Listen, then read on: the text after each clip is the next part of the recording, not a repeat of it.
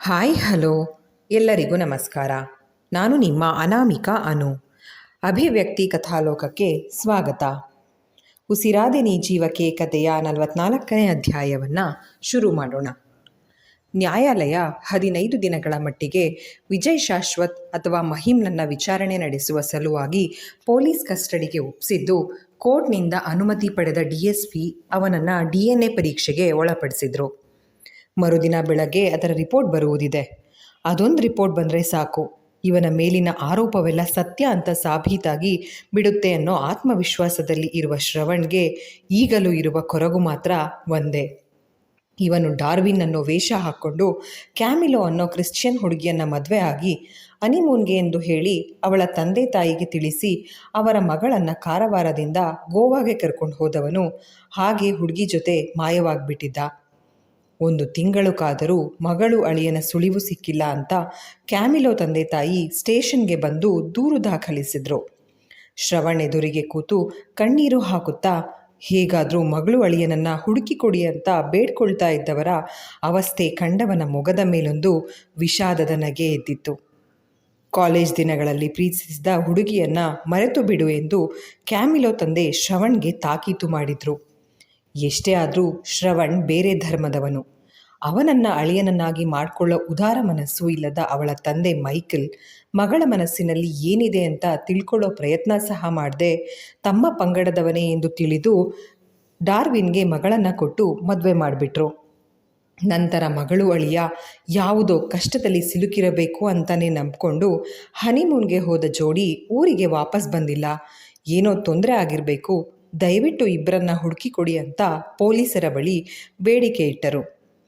ಈ ಕೇಸ್ನ ದಾಖಲಿಸಿದ ಶ್ರವಣ್ ತನ್ನ ಬೇಸರವನ್ನೆಲ್ಲ ಪಕ್ಕಕ್ಕಿಟ್ಟು ಕರ್ತವ್ಯವೇ ದೇವರು ಅಂತ ನಂಬಿದ್ದವನು ಕ್ಯಾಮಿಲೋನ ಹುಡುಕೋ ಪ್ರಾಮಾಣಿಕ ಪ್ರಯತ್ನ ಪಟ್ಟಿದ್ದ. ಆಗಲೇ ಅವನಿಗೆ ತಿಳಿದಿದ್ದು ಡಾರ್ವಿನ್ ಅನ್ನೋ ವ್ಯಕ್ತಿ ಮೋಸಗಾರ, ಇದೇ ನವನಿಗೆ ಮೊದಲ ಮದುವೆಯಲ್ಲ ಎಂದು. ಇದನ್ನೇ ಮೈಕಲ್ ಅವರಿಗೆ ತಿಳಿಸಿದಾಗ ಅವರಂತೂ ಆಘಾತಕ್ಕೆ ಒಳಗಾಗಿ ಮಗಳ ಜೀವನ ಕೈಯಾರೆ ಹಾಳು ಮಾಡಿಬಿಟ್ವಿ ಅಂತ ಅತ್ತು ಆರೋಗ್ಯ ಕೆಡಿಸ್ಕೊಂಡು ಈಗ ಹಾಸಿಗೆ ಹಿಡಿದು ಬಿಟ್ಟಿರುವರು. ಶ್ರವಣ್ಗೆ ಅವರ ಸಂಕಟ ನೋಡಲಾಗದೆ 1 ತಿಂಗಳು ಕಾಲಾವಕಾಶ ಕೊಡಿ, ಆ ದುಷ್ಟ ಕ್ಯಾಮಿಲೋನ ಎಲ್ಲೇ ಬಚ್ಚಿಟ್ಟಿದ್ರು ಹುಡುಕಿ ಅವಳನ್ನು ನಿಮ್ಮ ಮುಂದೆ ತಂದು ನಿಲ್ಲಿಸ್ತೀನಿ ಅಂತ ಹೇಳಿ ಮೊದಲ ಬಾರಿಗೆ ತನ್ನ ತತ್ವಗಳ ವಿರುದ್ಧ ಹೋಗಿ ಸ್ವಲ್ಪ ಹಣ ಖರ್ಚು ಮಾಡಿ ಡಾರ್ವಿನ್ ಈಗ ಬೆಂಗಳೂರಲ್ಲಿ ಇರುವನು ಅನ್ನೋ ಅನುಮಾನ ಇರುವ ಕಾರಣ ತನಗೆ ಬೇಕಾದ ಸ್ಟೇಷನ್ಗೆ ಟ್ರಾನ್ಸ್ಫರ್ ಪಡೆದುಕೊಂಡನು. ಅವನ ಅದೃಷ್ಟಕ್ಕೆ ತಾನು ವರ್ಗಾವಣೆ ಪಡೆದ 2 ದಿನಕ್ಕೆ ಓಜಸ್ ಆರುಷಿ ಸೇರಿ ವಿಜಯ್ ಶಾಶ್ವತ್ ಪೊಲೀಸ್ ಕೈಗೆ ಸಿಕ್ಕಿ ಹಾಕೊಳ್ಳೋ ಹಾಗೆ ಮಾಡಿದ್ರು. ಆದರೆ ಈಗ ಯಾವುದೇ ರೀತಿಯ ವಿಚಾರಣೆ ನಡೆಸಿದ್ರೂ ಅವನಿಂದ ಕ್ಯಾಮಿಲೋ ವಿಷಯವನ್ನು ಮಾತ್ರ ಬಾಯಿ ಬಿಡಿಸೋದಕ್ಕೆ ಆಗ್ತಾ ಇರಲ್ಲ. ತಲೆ ಮೇಲೆ ಕೈ ಹೊತ್ತು ಕುಳಿತಿರುವ ಶ್ರವಣ್ಗೆ ತಾನು ಪ್ರೀತಿಸಿದ ಹುಡುಗಿಯನ್ನು ಎಲ್ಲಿ ಹುಡುಕೋದು ತಿಳಿಯದಾಗಿ ಹತಾಶೆಗೊಂಡವನು ಕೈಗೆ ಸಿಕ್ಕ ವಸ್ತುಗಳನ್ನೆಲ್ಲ ನೆಲಕ್ಕಪ್ಪಳಿಸುತ್ತಾ ತನ್ನ ಬೇಸರವನ್ನು ಹೊರಹಾಕುತ್ತಾ ಇರುವನು. ಚಿಂಟು, ಆರುಷಿ ಹಾಗೆ ಓಜಸ್ ಬದುಕಿನಲ್ಲಿ ಈ ಮುಂಜಾವು ಹೊಸತನ ತಂದುಕೊಟ್ಟಿತ್ತು. ಬೆಳಿಗ್ಗೆ 5:15 ಗಂಟೆಗೆ ತನ್ನ ಅಲಾರಾಂ ಸದ್ದಿಗೆ ಎಚ್ಚರಗೊಂಡ ಆರುಷಿ ಬಲಕ್ಕೆ ತಿರುಗಿ ಎದ್ದು ಕೂತು ತನ್ನ ಕರಗಳನ್ನು ಉಜ್ಕೊಂಡು ಕಣ್ಣಿಗೆ ಒತ್ತಿ ನಂತರ ಎಂದಿನ ಅಭ್ಯಾಸದಂತೆ ಹಸ್ತಗಳನ್ನು ನೋಡಿಕೊಂಡು ಕರಾಗ್ರೆ ಶ್ಲೋಕ ಹೇಳಿಕೊಂಡು ತಾನು ನೆಲದ ಮೇಲೆ ಹಾಸಿದ್ದ ಬ್ಲ್ಯಾಂಕೆಟ್ನ ಮಡಚುತ್ತಾ ಮಂಚದ ಕಡೆ ನೋಡಿದವಳಿಗೆ ನಗು ತಡೆಯೋಕ್ಕಾಗಲಿಲ್ಲ. ಚಿಂಟು ಓಜಸ್ ಎದೆ ಮೇಲೆ ಕಾಲು ಹಾಕಿ ತನ್ನ ದಿಕ್ಕು ಬದಲಿಸಿ ಮಲಗಿದ್ರೆ ಓಜಸ್ ಇಡೀ ಮಂಚದ ತುಂಬ ಕೈಕಾಲು ಚಾಚಿಕೊಂಡು ಅಸ್ತವ್ಯಸ್ತವಾಗಿ ಮಲಗಿರುವನು. ಇಬ್ಬರು ತಮ್ಮ ಮೈ ಮೇಲಿನ ಹೊದಿಕೆಯನ್ನು ಸರಿಸಿದ್ದರೆ ನಿದ್ದೆಗಣ್ಣಿನಲ್ಲಿ ತಲೆ ಕೆಳಗಿನ ದಿಂಬನ್ನೂ ಸಹ ಎತ್ತೆತ್ತಲೋ ತಳ್ಳಿಬಿಟ್ಟಿದ್ದಾರೆ. ಚಿಂಟು ದಿನ ಹೀಗೆ ಮಲಗೋದನ್ನು ಕಂಡಿದ್ದ ಆರುಷಿಗೆ ಇಂದು ಚಂದ್ರ ಸಹ ತನ್ನ ಮಗನಂತೆಯೇ ಮಲಗಿರುವುದನ್ನು ಕಂಡು ಮೆಲ್ಲಗೆ ಹಣೆ ಚಚ್ಕೊಂಡ್ಳು. ಚಿಂಟುಗೆ ಅಪ್ಪ ಮಾತ್ರ ಸಿಕ್ಕಿಲ್ಲ, ಈ ಚಂದ್ರ ಜೊತೆಗಿದ್ರೆ ನನಗೆ ಇನ್ನೊಂದು ಮಗು ಸಿಕ್ಕಿದ ಫೀಲ್ ಬರ್ತಿದೆ ಹೇಳಿಕೊಂಡು ಬಾತ್ರೂಮ್ ಹೊಕ್ಕವಳು ಫ್ರೆಶ್ ಆಗಿ 2 ಕಪ್ ಕಾಫಿ ಮಾಡ್ಕೊಂಡು ಬಂದು ಓಜಸ್ನ ಎಬ್ಸಿದ್ರೆ ಮೈ ಮುರಿಯುತ್ತಾ ಎದ್ದು ಕೂತವನು ಗುಡ್ ಮಾರ್ನಿಂಗ್ ಆರು ಎಂದು ವಿಶ್ ಮಾಡಿ ಅವಳ ಕೈನಿಂದ ಕಾಫಿ ಕಪ್ ಪಡೆಯಲು ಕೈ ಚಾಚಿದ್ರೆ, ಮುಖ ತೊಳೆದು ಬ್ರಷ್ ಮಾಡಿ ಚಂದ್ರ, ಆಮೇಲೆ ಕಾಫಿ ಎಂದು ಹೇಳಿದ್ಲು. ಆದರೆ ಅವಳ ಮಾತಿನ ಕಡೆಗೆ ಗಮನ ಕೊಡದೆ ಆರುಷಿ ಟೇಬಲ್ ಮೇಲಿಟ್ಟಿದ್ದ ಕಾಫಿ ಕಪ್ ಕೈಗೆ ತೆಗೆದುಕೊಂಡವನು ನಾನೊಬ್ಬನೇ ಮನೇಲಿರುವಾಗ ಸಹ ಎದ್ದ ತಕ್ಷಣ ಕಾಫಿ ಮಾಡ್ಕೊಂಡು ಕುಡಿತೀನಿ. ಈ ಮುಖ ತೊಳೆದು ಫ್ರೆಶ್ ಆಗಿ ಆಮೇಲೆ ಕಾಫಿ ಕುಡಿಯೋ ಕೆಟ್ಟ ಅಭ್ಯಾಸ ಇಲ್ಲ ಎಂದು ಹೇಳಿ ಒಂದು ಗುಟುಕು ಕುಡಿದವನೇ ಕಣ್ಣರಳಿಸಿ, ನೀನು ಮಾಡಿದ್ದ ಇಲ್ಲ ಅತ್ತೆ ಮಾಡಿದ್ದ ಎಂದು ಕೇಳಿದ್ದ. ನಾನೇ ಮಾಡಿದ್ದು. ಯಾಕೆ, ಚೆನ್ನಾಗಿಲ್ವಾ ಕೇಳಿದ್ರೆ ಪೂರ್ತಿ ಕುಡಿದು ಮುಗಿಸಿ, ಸೂಪರ್ ಆಗಿತ್ತು ಕಾಫಿ. ಎಷ್ಟು ಸೂಪರ್ ಅಂದರೆ ಈ ಕಾಫಿ ಮಾಡಿಕೊಟ್ಟ ನಿನ್ನ ಮುದ್ದು ಕೈಗಳಿಗೆ ಮುತ್ತಿಡೋವಷ್ಟು. ಆದರೆ ಏನು ಮಾಡಲಿ, ನಾನು ಕಿಸ್ ಕೊಟ್ಟರೆ ನೀನುಗಳು ಅಂತೀಯಲ್ಲ, ಅದಕ್ಕೆ ಹೀಗೆ ಸೂಪರ್ ಅಂತ ಬಾಯಿ ಮಾತಿಗೆ ಹೊಗಳ್ತಾ ಇದ್ದೀನಿ ಎಂದು ಹೇಳಿ ಚಿಂಟು ಹಣೆಗೆ ಮುತ್ತಿಟ್ಟು ತಾನು ರೆಡಿಯಾಗಿ ಬರಲು ತನ್ನ ಮನೆಯತ್ತ ಹೆಜ್ಜೆ ಹಾಕ್ದ. ಓಜಸ್ ಹೊರಟ ನಂತರ ಅವನ ಮಾತಿನ ಬಗ್ಗೆ ಹೆಚ್ಚು ಯೋಚಿಸದೆ ತಲೆ ಕೆಡವಿಕೊಂಡ ಆರುಷಿ ಆಫೀಸ್ಗೆ ಹೋಗಲು ರೆಡಿಯಾದವಳು ತಿಂಡಿ ತಯಾರಿಸಲು ತನ್ನ ಅಮ್ಮನಿಗೆ ಸಹಾಯ ಮಾಡ್ತಾ ನಿಂತಿದ್ರೆ ಜಲಜಾ ಅವರು ಸ್ವಲ್ಪ ಹಿಂಜರಿಯುತ್ತಲೇ, ಓಜಸ್ ರಾತ್ರಿಯೆಲ್ಲ ನಿನ್ನ ರೂಮಲ್ಲಿ ಉಳಿದಿದ್ರಲ್ಲ, ಅವ್ರಿಗೇನೂ ತೊಂದರೆ ಆಗಿಲ್ಲ ತಾನೇ, ನಿದ್ದೆ ಚೆನ್ನಾಗಾಯ್ತಾ ಅಂತ ಕೇಳಬೇಕಿತ್ತು. ಪರೋಕ್ಷವಾಗಿ ಮಗಳಿಗೆ ಯಾವುದೇ ತೊಂದರೆ ಆಗಿಲ್ವಾ ಅಂತ ತಿಳ್ಕೊಳ್ಳಲು ಪೀಟಿಕೆ ಹಾಕ್ತಾ ಇದ್ದರೆ ಅಮ್ಮನ ಮನಸ್ಸಿನಲ್ಲಿ ಏನಿದೆ ಎಂಬುದನ್ನು ಗ್ರಹಿಸಿದವಳು, ಅವ್ರಿಗಾಗಲಿ ಚಿಂಟುಗಾಗಲಿ ಯಾವುದೇ ತೊಂದರೆ ಆಗಿಲ್ಲ ಅಮ್ಮ. ಚಿಂಟು ಅಂತೂ ರಾತ್ರಿ ಸ್ವಲ್ಪನೂ ಕೊಸರಾಡದೆ ಒಳ್ಳೆ ನಿದ್ದೆ ಮಾಡಿದ್ದಾನೆ. ನಿಜ ಹೇಳಬೇಕು ಅಂದರೆ ನನಗೆ ಸ್ವಲ್ಪ ತೊಂದರೆ ಆಯಿತು. ಮಗಳ ಮಾತಿಗೆ ಜಲಜಾ ಅವರು ಗಾಬರಿಗೊಂಡ್ರೆ ತನ್ನ ಅಮ್ಮನನ್ನು ಬಳಸಿ ನಗುತ್ತಾ, ಟೆನ್ಷನ್ ತಗೋಬೇಡಮ್ಮ, ತೊಂದರೆ ಅಂದರೆ ಅದು ಬೇರೆ ಥರ ಅಲ್ಲ. ಚಂದ್ರ ಒಂದು ಹೊತ್ತಲ್ಲಿ ಅದೆಷ್ಟು ಗೊರಕೆ ಹೊಡಿತಾ ಇದ್ರು ಅಂದರೆ ಒಂದು ಕ್ಷಣ ಇದೇನು ಇವರು ಮನುಷ್ಯರ ಇಲ್ಲ ಮೆಷಿನ್ನ ಅಂತ ಅನುಮಾನ ಬಂದ್ಬಿಡ್ತು ಹೇಳಿ ನಗು ಜೋರು ಮಾಡಿದ್ರೆ ಜಲಜಾ ಅವರು ಸಹ ಮಗಳ ಮಾತಿಗೆ ನಕ್ಕು ಬಿಟ್ರು. ಆದರೆ ಆಗಲೇ ಸ್ನಾನ ಮುಗಿಸಿ ರೆಡಿಯಾಗಿ ಬಂದಿದ್ದ ಓಜಸ್ ಅಡುಗೆ ಮನೆ ಬಾಗಿಲಲ್ಲಿ ನಿಂತು ಆರುಷಿ ಮಾತುಗಳನ್ನು ಕೇಳಿಸ್ಕೊಳ್ತಾ ಇದ್ದವನು, ಅತ್ತೆ, ಇವಳ ಮಾತನ್ನು ನಂಬೇಡಿ, ನಿಮ್ಮ ಮಗಳು ಬರೀ ಸುಳ್ಳು ಹೇಳ್ತಾಳೆ, ನಾನು ಹಾಗೆಲ್ಲ ಗೊರಕೆ ಹೊಡೆಯಲ್ಲ ಮುಖ ದಪ್ಪ ಮಾಡಿ ಹೇಳಿದ್ದ. ಸರಿ ಆಯಿತು, ನಾನೇ ಸುಳ್ಳು ಹೇಳಿದ್ದು. ಇಷ್ಟಕ್ಕೆ ಮುಖ ಯಾಕೆ ಒಳ್ಳೆ ಗಡಿಗೆ ಮಾಡ್ಕೊಂಡಿದ್ದೀರಾ? ಹೋಗಿ ನಿಮ್ಮಪ್ಪ ಅಮ್ಮನ್ನ ಕರ್ಕೊಂಡು ಬನ್ನಿ, ತಿಂಡಿ ತಿಂದು ಇವರೆಲ್ಲ ದೇವಸ್ಥಾನಕ್ಕೆ ಹೋಗಿ ಬರಲಿ. ನಾನು ನೀವು ಚಿಂಟು ಇವತ್ತು ಸ್ಕೂಲ್ಗೆ ಹೋಗೋಣ. ಅದೇನು ವಿಷಯ ತಿಳ್ಕೊಂಡು ಬಂದರೆ ಸಾಕಾಗಿದೆ. ಇವನ ಕ್ಲಾಸಿನ ಬೇರೆ ಯಾವ ಮಕ್ಕಳ ಪೇರೆಂಟ್ಸ್ನ ಸಹ ಇವತ್ತು ಪ್ರಿನ್ಸಿಪಲ್ ಮೀಟ್ ಮಾಡೋಕ್ಕೆ ಕರೆದಿಲ್ಲ. ನಮ್ಮನ್ನು ಮಾತ್ರ ಕರೆದಿದ್ದಾರೆ ಅಂದರೆ ಏನು ವಿಷಯನೋ ಏನೋ ಅಂತ ಭಯ ಆಗ್ತಾ ಇದೆ ಎಂದು ಹೇಳಿ ಮಗುನ ಎಬ್ಬಿಸಿ ಬರ್ತೀನಿ ಎಂದು ರೂಮ್ಗೆ ಹೋದರೆ ಅವಳ ಹಿಂದೆಯೇ ತಾನು ರೂಮ್ಗೆ ಹೋದ ಓಜಸ್. ಆರು, ಸ್ಕೂಲ್ ಪ್ರಿನ್ಸಿಪಲ್ ಚಿಂಟು ಪೇರೆಂಟ್ಸ್ನ ಮಾತ್ರ ಭೇಟಿಯಾಗೋಕ್ಕೆ ಕರೆದಿದ್ದಾರೆ ಅಂದರೆ ನಮ್ಮ ಹುಡುಗನೇ ಏನೋ ತುಂಟ ಕೆಲಸ ಮಾಡಿರಬೇಕು. ನಾನು ಸ್ಕೂಲ್ನಲ್ಲಿದ್ದಾಗ ಹೀಗೆ ನನ್ನ ಅಪ್ಪನ ಕರೆಸ್ಕೊಂಡು ನಿಮ್ಮ ಮಗನಿಗೆ ಬುದ್ಧಿ ಹೇಳಿ ಅಂತ ನನ್ನ ಒಂದು ತಪ್ಪಿಗೆ 100 ಕತೆ ಸೇರಿಸಿ ಪಿನ್ ಹೊಡೆದು ಕಳಿಸೋರು ನಮ್ಮ ಟೀಚರ್ಸ್. ಅದನ್ನು ಕೇಳಿಸ್ಕೊಂಡು ಅಪ್ಪ ಮನೆಗೆ ಬಂದು ನನ್ನ ಹಿಗ್ಗ ಮುಗ್ಗ ಬೈದು ಬೆಂಡೆತ್ತುವಾಗ ಅಮ್ಮ ಪಾಪ ನನ್ನ ಸಪೋರ್ಟಿಗೆ ಬರೋರು. ಯಾವಾಗಲೂ ಅಮ್ಮನಿಗೆ ನನ್ನ ಮೇಲೆ ಪ್ರೀತಿ ಜಾಸ್ತಿ. ಏನು ಮಾಡೋದು ಹೇಳಿ, ಅವರು ಮದುವೆ ಆಗಿ ತುಂಬ ವರ್ಷಗಳಾದ ಮೇಲೆ ನಾನು ಹುಟ್ಟಿದ್ದಲ್ವಾ, ಅದಕ್ಕೆ ಅಮ್ಮನಿಗೆ ನನ್ನ ಯಾರಾದರೂ ಬೈದರೆ ಏನಾದರೂ ನಿಮ್ಮ ಮಗ ಸರಿ ಇಲ್ಲ ಅಂದರೆ ತುಂಬ ನೊಂದ್ಕೊಳ್ತಾರೆ. ಅವರ ಆಸೆ ಕನಸು ಎಲ್ಲವೂ ನನ್ನ ಬಗ್ಗೆನೇ. ನನ್ನಿಂದಲೇ ಅವರ ದಿನ ಶುರುವಾಗಿ ನನ್ನಿಂದಲೇ ಮುಗಿಯುತ್ತೆ. ಇವತ್ತಿನವರೆಗೂ ನಾನು ಏನೇ ಆಸೆ ಪಟ್ಟರೂ ಅವ್ರು ಇಲ್ಲ ಅಂದಿಲ್ಲ. ಎಷ್ಟೋ ಸಲ ನನಗೆ ಸಪೋರ್ಟ್ ಮಾಡೋಕ್ಕೆ ಅಪ್ಪನ ಜೊತೆ ಜಗಳ ಆಡಿದ್ದಾರೆ. ನನಗೆಷ್ಟೋ ಸಲ ನನ್ನ ಕಾರಣದಿಂದ ಅವರಿಬ್ಬರು ಜಗಳ ಮಾಡ್ಕೊಂಡ್ರಲ್ಲ ಅಂತ ಬೇಸರ ಆಗುತ್ತೆ. ಈಗಲೂ ಅಷ್ಟೇ, ಅಪ್ಪ ಅಮ್ಮ ನಮ್ಮಿಬ್ಬರ ಜೀವನದ ಬಗ್ಗೆ ಯೋಚನೆ ಮಾಡ್ತಾ ಜಗಳ ಮಾಡ್ಕೊಂಡಿದ್ದಾರೆ. ಏನು ಮಾಡೋದು, ಏಷ್ಯನ್ ಪೇರೆಂಟ್ಸ್. ಮಕ್ಕಳಿಗೆ ಮದುವೆಯಾಗಿ ಅವರಿಗೆ ಮಕ್ಕಳಾಗಿ ಮೊಮ್ಮಕ್ಕಳು ಮದುವೆ ವಯಸ್ಸಿಗೆ ಬಂದರೂ ಅಪ್ಪ ಅಮ್ಮ ಇನ್ನೂ ತಮ್ಮ ಮಕ್ಕಳ ಬಗ್ಗೆ ಯಾವುದೇ ನಿರ್ಧಾರ ಇದ್ದರೂ ತಾವೇ ತಗೊಳ್ಳೋ ಹಕ್ಕನ್ನು ಹೊಂದಿದ್ದೀವಿ ಅಂತಲೇ ತಿಳ್ಕೊಳ್ತಾರೆ. ಮುಂದೆ ಮೊಮ್ಮಕ್ಕಳ ಬಗ್ಗೆ ಸಹ ಅವರೇ ಯೋಚಿಸ್ಬಿಡ್ತಾರೆ. ಆದರೆ ಪಾಶ್ಚಾತ್ಯ ದೇಶಗಳಲ್ಲಿ ಹೀಗಿಲ್ಲ ನೋಡು ಆರು. ಮಕ್ಕಳಿಗೆ 18 ಆದರೆ ಆಯಿತು, ಅವ್ರ ಜೀವನ ಅವ್ರಿಗೆ. ನಾನು ಎಷ್ಟೋ ಸಲ ನಮ್ಮ ದೇಶ ಯಾಕೆ ಹೀಗಿಲ್ಲ ಅಂತ ಯೋಚಿಸ್ತಾ ಇದ್ದೆ. ನನ್ನ ಅನುಮಾನಕ್ಕೆ ಉತ್ತರ ನಮ್ಮ ಮುದ್ದು ಚಿಂಟು ಮರಿಯಿಂದ ಸಿಕ್ತು. ಅವನಿಗೆ ತನ್ನ ಅಪ್ಪ ಯಾರು ಅಂತ ಗೊತ್ತಾಗಿ ಒಂದೇ ದಿನಕ್ಕೆ ನನ್ನನ್ನು ತುಂಬಾ ಹಚ್ಕೊಂಡು ಬಿಟ್ಟಿದ್ದಾನೆ. ಇಂಥ ಸಂಬಂಧ ನಮ್ಮ ಕೊನೆ ಉಸಿರು ಇರೋವರೆಗೂ ಒಂದು ಸುಂದರ ಬಂಧನದಲ್ಲಿ ಬೆಸ್ತಿದ್ದೇನೆ ಅಂದರೆ ಅರ್ಥ ಸಿಗೋದು ಅಲ್ವಾ ಕೇಳಿದ್ದರೆ ಓಜಸ್ ಇಷ್ಟೊಂದು ಪ್ರಬುದ್ಧವಾಗಿ ಯೋಚಿಸ್ತಾರಾ ಅಂತ ಕ್ಷಣ ದಂಗಾಗಿ ಅವನನ್ನೇ ನೋಡುತ್ತಾ ನಿಂತು ಬಿಟ್ಲು ಆರುಷಿ. ಅವಳ ಮುಖದ ಮೇಲೆ ಮೂಡಿದ ಅಚ್ಚರಿಯ ಭಾವ ಕಂಡು ನಗುತ್ತಾ ಅವಳ ತಲೆ ಮೊಟಕಿದ ಓಜಸ್, ನಾನೇನು 8ನೇ ಅದ್ಭುತ ಅಲ್ಲ, ನೀನು ಹೀಗೆ ಕಣ್ಣು ಬಾಯಿ ಬಿಟ್ಕೊಂಡು ನನ್ನ ನೋಡೋಕೆ. ಹೋಗು, ಚಿಂಟುಗೆ ಕುಡಿಯೋಕೆ ಹಾಲು ತಗೊಂಡು ಬಾ, ಅಷ್ಟರಲ್ಲಿ ನಾನೇ ಇವನನ್ನು ಎಬ್ಬಿಸ್ತೀನಿ ಎಂದು ಹೇಳಿದ್ದ. ಮಗು ತಲೆ ಸವರಿ ಅವನ ಹಣೆಗೆ ಮುತ್ತಿಟ್ಟು ಚಿಂಟುನ ಎಬ್ಬಿಸಿದರೆ ಕಣ್ಣು ಬಿಟ್ಟ ತಕ್ಷಣ ತನ್ನ ಪಪ್ಪನನ್ನು ಕಂಡ ಮಗು ಖುಷಿ ಹೇಳತೀರದಾಗಿದೆ. ಎಚ್ಚರಗೊಳ್ಳುತ್ತಲೇ ತನ್ನ ಮುದ್ದು ಮಾತುಗಳನ್ನು ಶುರು ಮಾಡಿದವನು ಇಂದು ತನ್ನ ತಾತನ ಬದಲಿಗೆ ತನ್ನೆಲ್ಲ ಕೆಲಸಗಳನ್ನು ಪಪ್ಪನ ಕೈಯಲ್ಲೇ ಮಾಡಿಸ್ಕೊಳ್ತಾ ಇರುವನು. ಪಪ್ಪ, ಅಲ್ಲಿರುವ ವೈಟ್ ಸೋಪ್ ನಂದು, ಆ ಗ್ರೀನ್ ಕಲರ್ ಬ್ರಷು ನಂದು, ಅದು ಅಮ್ಮನ ಟೂತ್ಪೇಸ್ಟ್, ನಂದು ಬೇಬಿ ಪೇಸ್ಟ್ ಬೇರೆ ಇದೆ.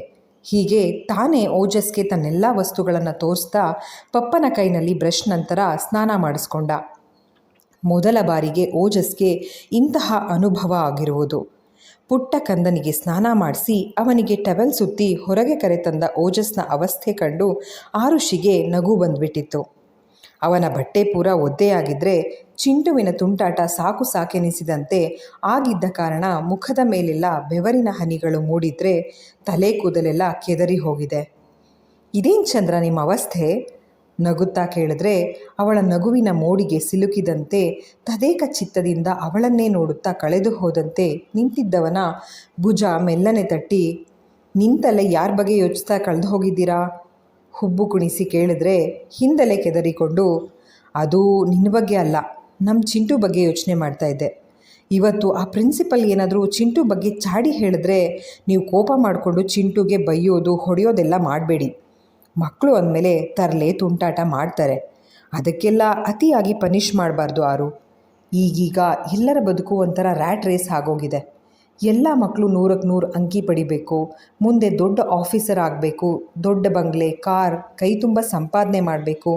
ಇಷ್ಟಕ್ಕೆ ಮನುಷ್ಯ ತನ್ನ ಯೋಜನೆಯನ್ನು ಸ್ಥಿಮಿತಗೊಳಿಸ್ಕೊಂಡು ಬಿಟ್ಟಿದ್ದಾನೆ.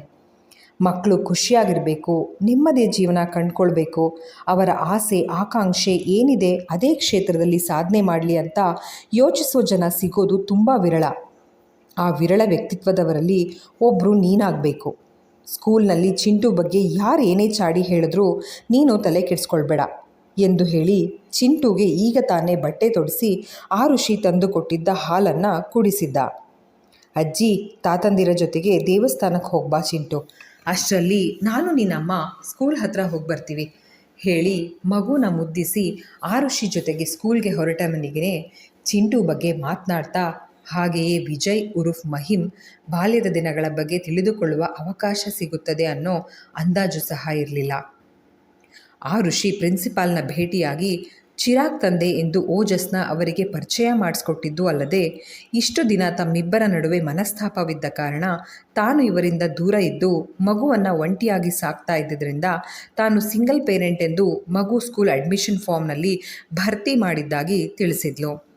ಆದರೆ ಈಗ ತಮ್ಮ ಮಧ್ಯೆ ಇದ್ದ ಭಿನ್ನಾಭಿಪ್ರಾಯಗಳೆಲ್ಲ ಸರಿ ಹೋಗಿದ್ದು ಮಗು ತಂದೆಯ ಸ್ಥಾನದಲ್ಲಿ ಓಜಸ್ ಚಂದ್ರನ ಹೆಸರನ್ನು ನಮೂದಿಸಲು ಬಯಸುತ್ತಿರುವೆ ಅಂತ ಹೇಳಿದ್ರೆ ಓಜಸ್ ಮನ ಆರುಷಿ ಮಾತು ಕೇಳಿ ನಲಿದಾಡಿತ್ತು. ಈ ಸಂತೋಷಕ್ಕೆ ಕಾರಣ ಏನು? ತಾನು ಚಿಂಟು ತಂದೆ ಅಂತ ಆರು ಮನಸಾರೆ ಒಪ್ಕೊಂಡಿದ್ದಾಳೆ ಅಂತನಾ? ಅಥವಾ ಇವಳ ಮಗುವಿನ ತಂದೆ ಓಜಸ್ ಅಂತ ಹೇಳ್ತಾ ಪರೋಕ್ಷವಾಗಿ ತನಗೆ ಗಂಡನ ಸ್ಥಾನನ ಕೊಟ್ಟಿದ್ದಾಳೆ ಅಂತನಾ? ಕ್ಲಾರಿಟಿ ಸಿಗದಿದ್ರೂ ಅವಳ ಮಾತುಗಳು ಇವನ ಮನಸ್ಸನ್ನು ಹೂವಂತೆ ಅರಳಿಸಿತ್ತು. ಅದೇ ಖುಷಿಯಲ್ಲಿ ಆರುಷಿ ಕಡೆಗೆ ಕುಡಿ ನೋಟ ಬೀರ್ತಾ ಇದ್ದವನನ್ನು ಕಂಡ ಆರುಷಿ, ನನ್ಯಾಕೆ ಹಾಗೆ ನೋಡ್ತಾ ಇದ್ದೀರಾ? ನಾನೇನಾದರೂ ತಪ್ಪಾಗಿ ಮಾತಾಡಿದ್ನಾ? ಓಜಸ್ನ ನಡೆಯನ್ನು ಅರ್ಥ ಮಾಡಿಕೊಳ್ಳಲು ಆಗದೆ ಗೊಂದಲಕ್ಕೀಡಾದಳು. ಆದರೆ ಆರುಷಿ ಪ್ರಶ್ನೆಗೆ ನಸುನಕ್ಕವನು, ನಿನ್ನಿಂದ ತಪ್ಪಾಗೋದಾ? ಚಾನ್ಸೇ ಇಲ್ಲ ಕ್ಯೂಟಿ. ತಪ್ಪು ಮಾಡೋಕೆ ಅಂತಲೇ ನಾನಿರುವಾಗ ನಿನ್ನಿಂದ ಹೇಗೆ ತಾನೇ ತಪ್ಪಾಗೋಕ್ಕೆ ಸಾಧ್ಯ?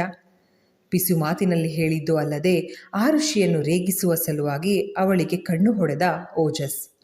ನಂತರ ಏನೂ ಆಗೇ ಇಲ್ಲ ಅನ್ನೋ ಹಾಗೆ ಪ್ರಿನ್ಸಿಪಲ್ ತನ್ನೆಡೆಗೆ ಚಾಚಿದ್ದ ಅಡ್ಮಿಷನ್ ಫಾರ್ಮ್ನಲ್ಲಿ ಚಿರಾಗ್ ತಂದೆಯ ಹೆಸರಿನ ಸ್ಥಾನದಲ್ಲಿ ತನ್ನ ಹೆಸರನ್ನು ತುಂಬಿದ್ದು ಮಾತ್ರವಲ್ಲ, ಮಗು ಹೆಸರನ್ನು ಸಹ ಚಿರಾಗ್ ಚಂದ್ರ ಅಂತ ನಮೂದಿಸಿದ. ಇದು ಸ್ಕೂಲ್, ಎದುರಿಗೆ ಪ್ರಾಂಶುಪಾಲರಿದ್ದಾರೆ, ಅದನ್ನು ನೋಡದೆ ಕಣ್ಣು ಹೊಡೆಯೋದು, ಕ್ಯೂಟಿ ಅಂತ ಕರೆಯೋದೆಲ್ಲ ಮಾಡ್ತಾರೆ. ಛೇ, ಸ್ವಲ್ಪನೂ ಸೀರಿಯಸ್ನೆಸ್ ಇಲ್ಲ ಈ ಮನುಷ್ಯನಿಗೆ. ಇವಳು ಗುಣಗಿದ್ದು ಅವನ ಕಿವಿಯ ಮೇಲೆ ಬಿದ್ದರೂ ಮತ್ತದೇ ತುಂಟನಗು ಅವನ ತುಟಿಯನ್ನು ಅಲಂಕರಿಸಿತ್ತು. ಮಿಸಸ್ ಚಂದ್ರ, ಟಿವಿಯಲ್ಲಿ ನಿಮ್ಮ ಬಗ್ಗೆ, ನಿಮ್ಮ ಹಸ್ಬೆಂಡ್ ಬಗ್ಗೆ ಒಂದು ಲೈವ್ ಇಂಟರ್ವ್ಯೂ ಬಂದಿತ್ತು. ಬಟ್ ಗ್ರೇಟ್ಫುಲಿ ಆ ಸುದ್ದಿ ದೊಡ್ಡದಾಗಲಿಲ್ಲ. ಐ ಥಿಂಕ್ ನೀವೇ ಸ್ಟೇ ಆರ್ಡರ್ ತಂದು ನಿಲ್ಲಿಸಿದ್ದು ಅಲ್ವಾ? ಒಳ್ಳೆಯದಾಯಿತು. ಇಲ್ಲ ಅಂದರೆ ದಿನವೆಲ್ಲ ನಿಮ್ಮ ಬಗ್ಗೆನೇ ನ್ಯೂಸ್ ಬರೋದು. ಅಲ್ಲದೆ ಚಿರಾಗ್ ಹೆಸರನ್ನ ಸಹ ಅದರಲ್ಲಿ ಡ್ರ್ಯಾಗ್ ಮಾಡ್ತಾಯಿದ್ರು. ಎಂದು ಹೇಳಿದರೆ ಅಸಹನೆಯಲ್ಲಿ ದವಡೆ ಕಚ್ಚಿ ಮುಷ್ಟಿಯಿಂದ ಮೇಜಿನ ಮೇಲೆ ಜೋರಾಗಿ ಅಪ್ಪಳಿಸಿ ದಿಢೀರಂತ ಎದ್ದು ನಿಂತ ಓಜಸ್, ಈಗೇನು, ನಮ್ಮ ಫ್ಯಾಮಿಲಿ ಪರ್ಸ್ನಲ್ ಮ್ಯಾಟರ್ ಟಿ ವಿನಲ್ಲಿ ಬಂದಿತ್ತು ಅಂತ ನನ್ನ ಮಗ ಚಿಂಟುನ ಸ್ಕೂಲ್ನಿಂದ ಟರ್ಮಿನೇಟ್ ಮಾಡೋದಕ್ಕೆ ನೋಡ್ತಾ ಇದ್ದೀರಾ? ಹೌದು ಅನ್ನೋದಾದರೆ ನಿಮ್ಮ ಸ್ಕೂಲ್ನ ಮ್ಯಾನೇಜ್ಮೆಂಟ್ನ ನಾನು ಸಹ ಸುಮ್ಮನೆ ಬಿಡಲ್ಲ. You will face the consequences.